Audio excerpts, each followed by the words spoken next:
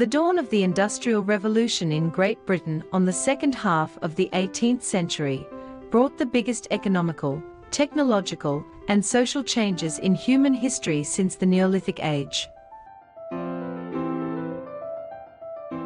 The increase in urban population in cities with medieval layout meant overcrowding, unsanitary conditions, and the appearance of the first social pathologies: alcoholism, prostitution, and crime. From 800 million inhabitants 250 years ago, we increased to more than tenfold today.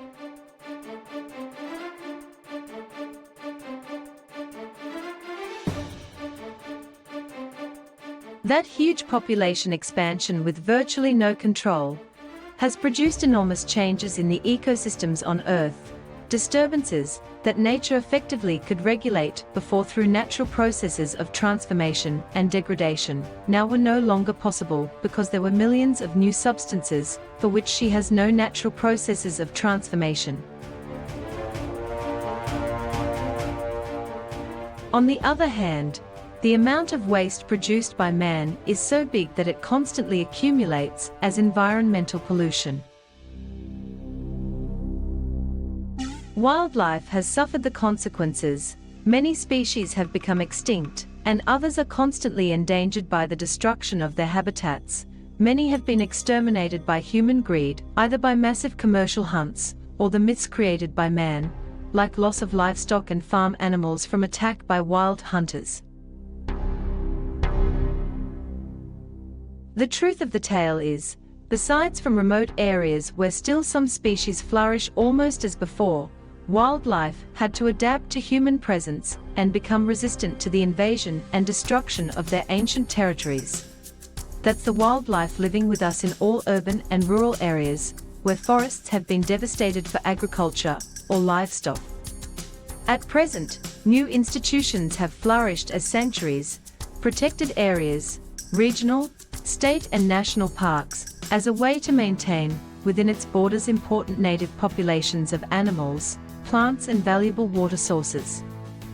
The major cities in Australia, mainly located on the coastal areas of the south and east, have luckily failed to fully displace wildlife that once lived there for thousands or even millions of years.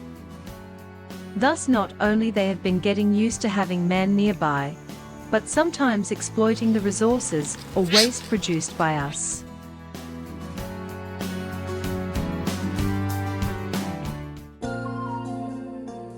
Brisbane is a thriving city of more than 2 million inhabitants in the second largest state in Australia, Queensland.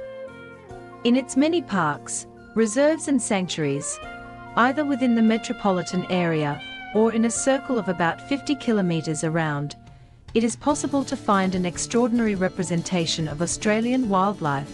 That is what we are about to unfold. Signs are everywhere.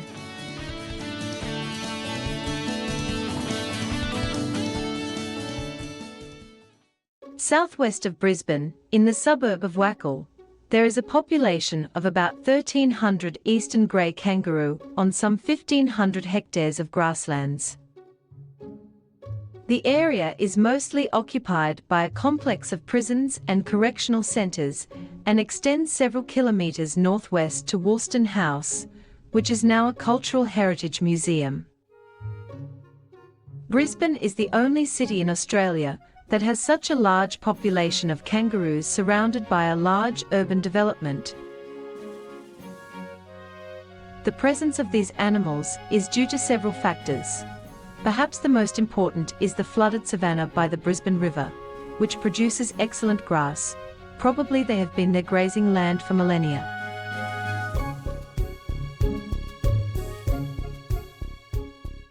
Kangaroos live freely, sorting vehicles passing daily through the area.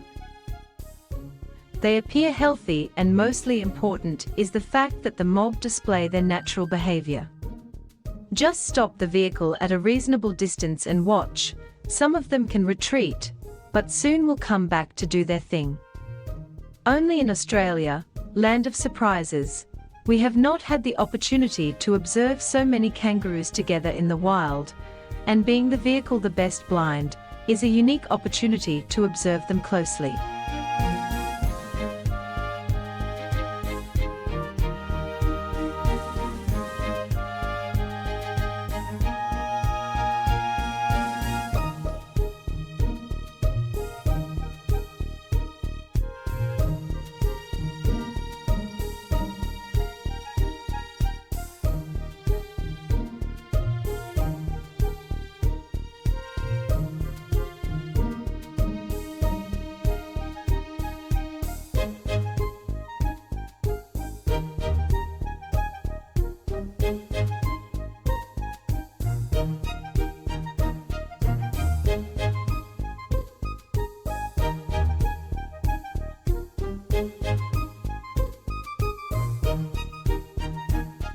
A cemetery and a golf course nearby meet kangaroos' preferences.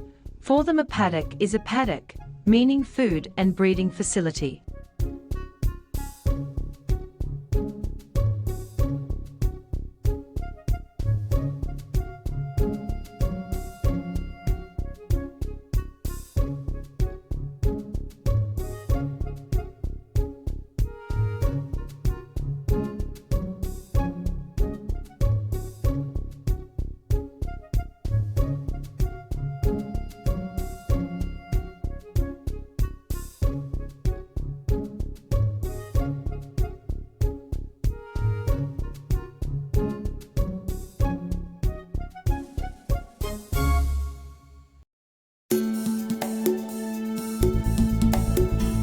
On the west side of the city, in Redlands, there is a population of wallabies in the forests that can be seen sporadically when walking along the trails.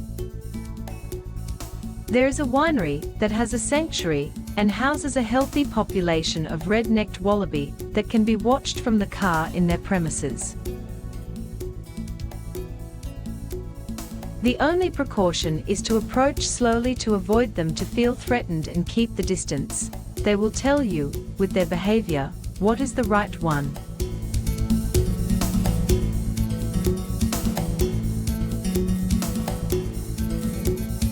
Early morning and late afternoon are the best hours.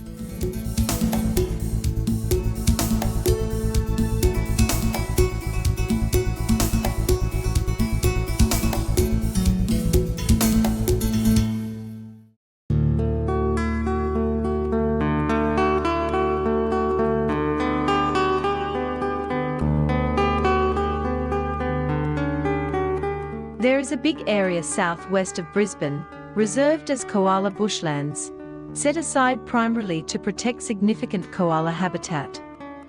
The vegetation communities have considerable significance and include open forest, woodland, riparian forest and heathland.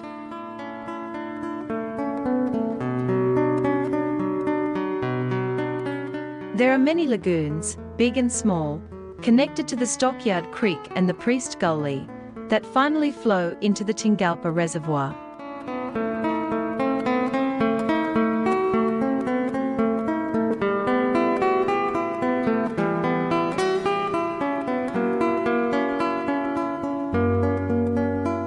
The name koala might be deceiving at first. One might expect what we watch in a zoo, a totally artificial setting, but in the wild it is not so, for any wild species.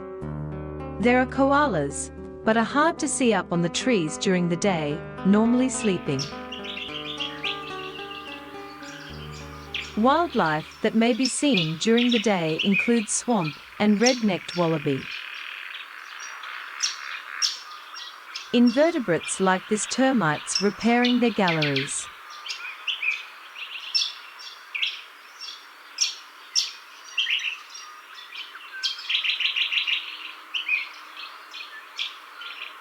Ants on their daily search for prey.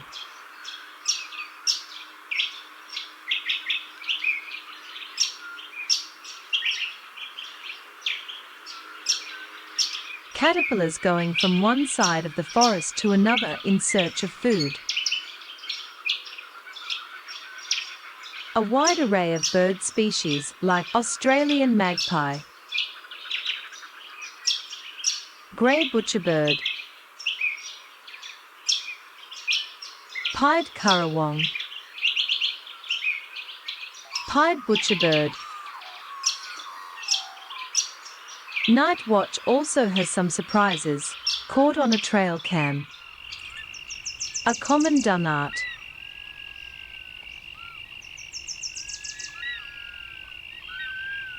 A black rat.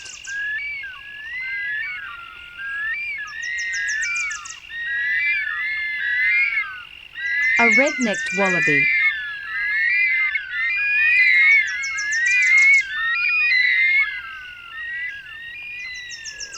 A common possum gorging on wild passion fruit, fallen from the shrub.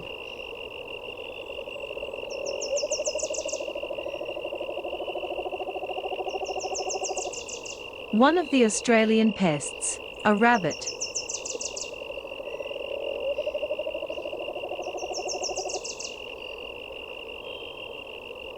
Another one, a fox.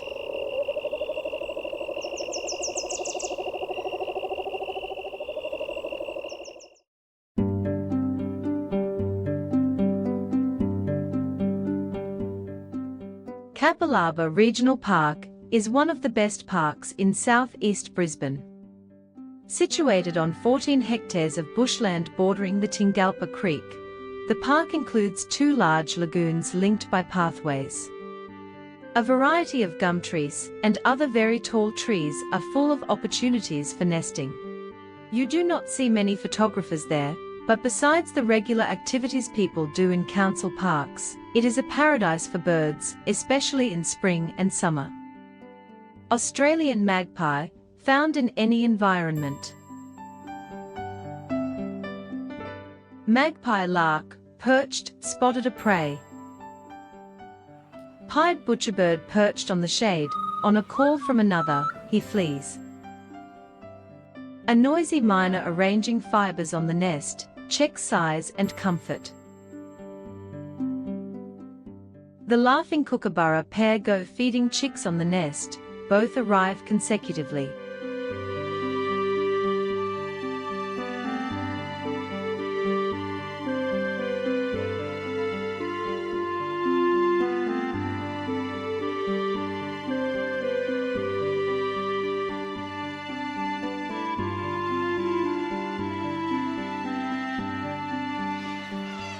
A little Corella couple inspecting a hole's suitability to build a nest.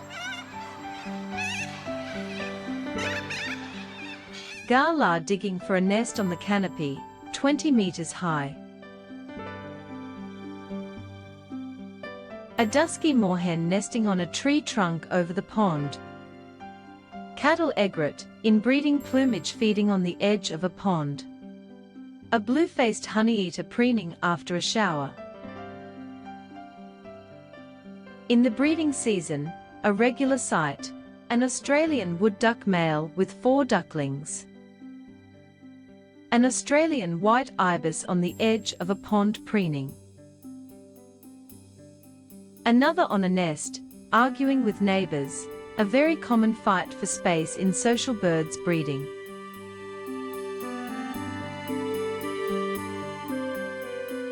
Couple of tawny frogmouth at dawn.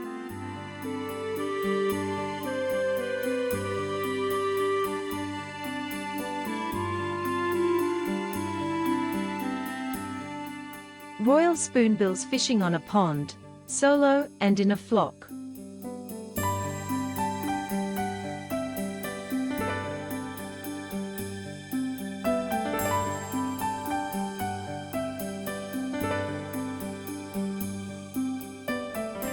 A couple of rainbow lorikeet nesting, the park houses a lot of them.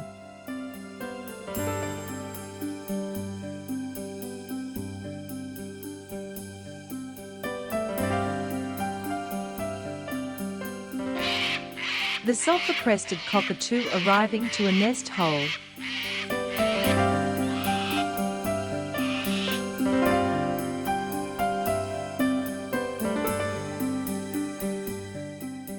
The fungi spores present in the mulch spread on the base of the growing trees produces a variety of fungi in spring and summer.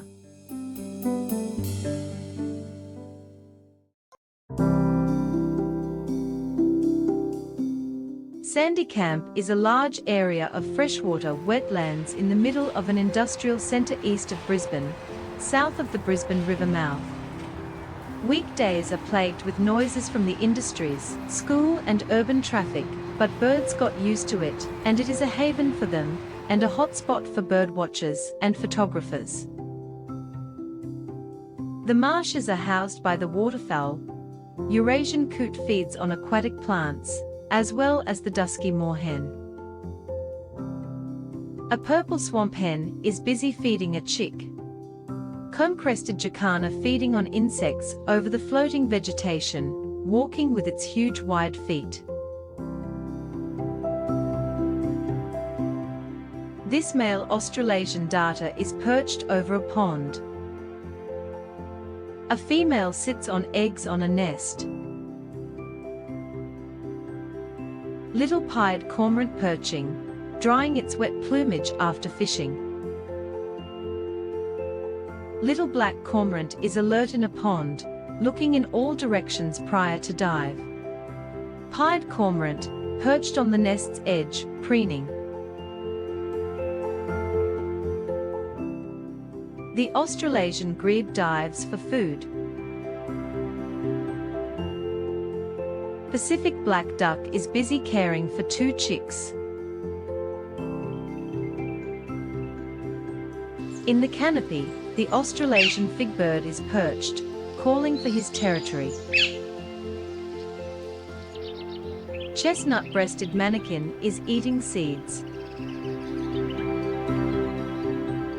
The grey butcherbird on a tree trunk, looking for prey, flees to get one.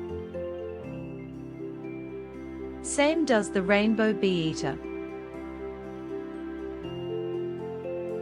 Australian magpie doing what he does best, searching for insects on the ground. Same applies to the magpie lark. Australian white ibis, sitting on eggs on the nest. Sacred kingfisher perched with prey, that brings to the nest, made in a termite mound. The forest kingfisher does the same.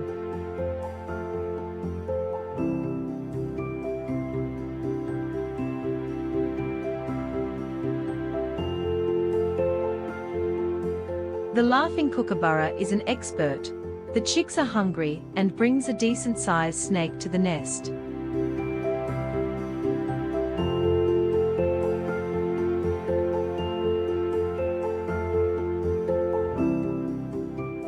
A white-breasted wood swallow couple made the nest on a fork in a paperbark tree on the water, and are on the exhausting feeding job.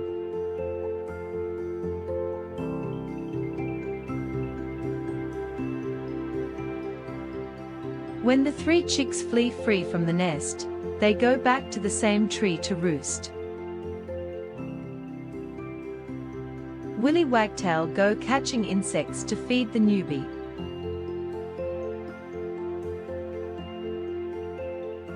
On the east side of the wetlands, there's a pole with a platform, where a couple of ospreys breed every year, sometimes twice.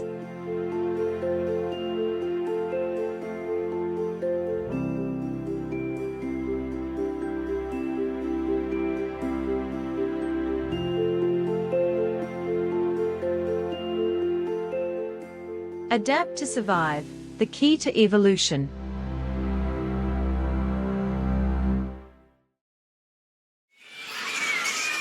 Flying foxes are bats, or, more accurately, megabats, big bats, with a wingspan of about 1 meter.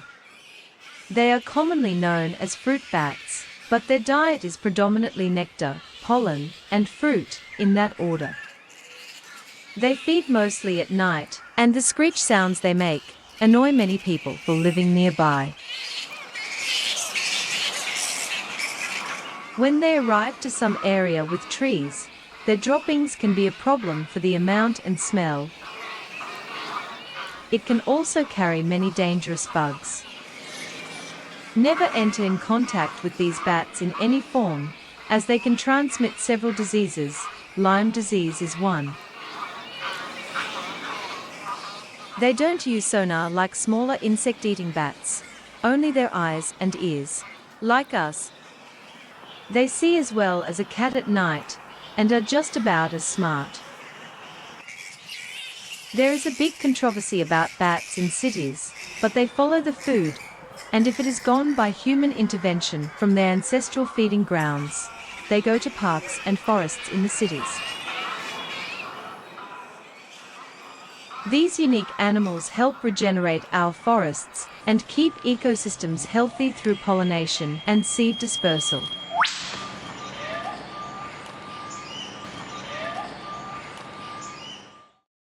"50 km and 40 minutes southwest, in Gold Coast, we find Coombabah Lakelands Conservation Area. It protects more than 1,200 hectares of wetland, eucalypt forest, salt marsh and mangrove habitat. Also here there is a wealthy population of eastern grey kangaroo. Contrary to Wackle, this is a protected site.